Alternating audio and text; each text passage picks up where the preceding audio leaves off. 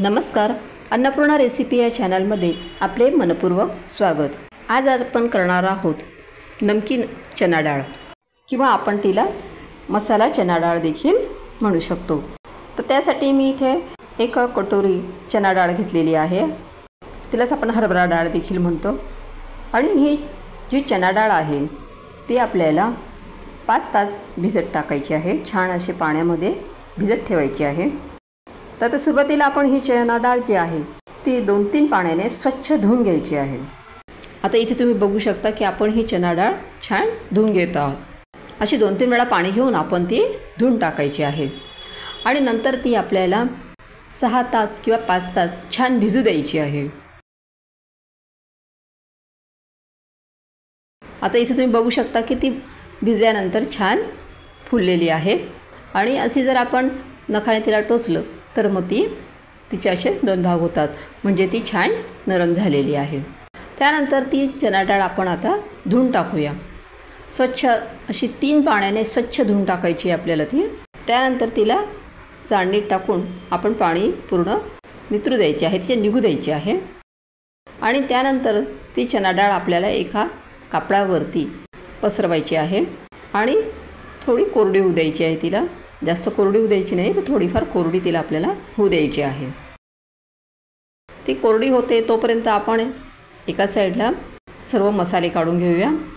1 चमचा मी इथे धना पावडर घेतलेली आहे, नंतर पाव चमचा जिरा पावडर घेतलेली आहे आणि पाव चमचा मिरेपूड घेतलेली आहे, पाव चमचा हळद घेतलेली आहे आणि पाव चमचा तिखट घेतलेला आहे आणि चवीनुसार मीठ घेतलेलं आहे।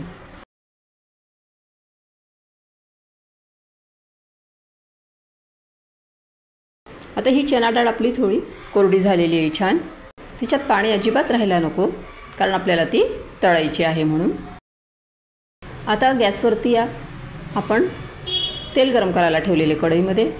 तेल चांगले गरम झाल्यानंतर आपल्याला ही चना डाळ जी आहे ती छान तेलामध्ये होऊ द्यायची आहे।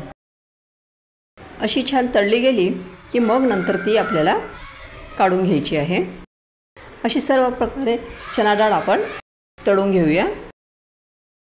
ती जास्त कडक पण व्हायला नको, अशा पद्धतीने आपल्याला ती तळायची आहे। मीडियम गॅसच्या फ्लेमवरती ती आपल्याला होऊ द्यायची आहे।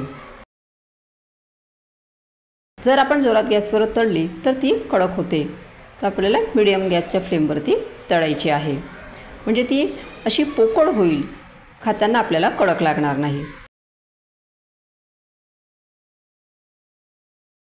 अशा पद्धतीने इथे मी सर्व चना डाळ तळून घेतलेली आहे। आता आपण जे सर्व मसाले घेतले होते ते त्यात मिक्स करून घ्यायचे आहे तळलेल्या चना डाळीमध्ये। आता इथे तुम्ही बघू शकता की आपण छान ते मिक्स करून घेतलेले आहे आणि अशा पद्धतीने आपली अतिशय पोकळ अशी मस्त कुरकुरीत अशी चना डाळ तयार झालेली आहे। एकदम अजिबात कडक झालेली नाही आहे, ती थोडी पण अतिशय मस्त झालेली आहे आणि चवीला पण खूप छान लागते। तिचा आपण चिवडा देखील करू शकतो, त्यात आपण शेंगदाणे तळून टाकले आणि काजू वगैरे टाकले, कांदा टाकला तर आपली टोमॅटो टाकला तर आपली छान अशी भेळ तयार होते। माझा हा व्हिडिओ जर तुम्हाला आवडला असेल तर ह्या व्हिडिओला लाईक करा, शेअर करा आणि चॅनलला सबस्क्राईब करा। थँक्यू।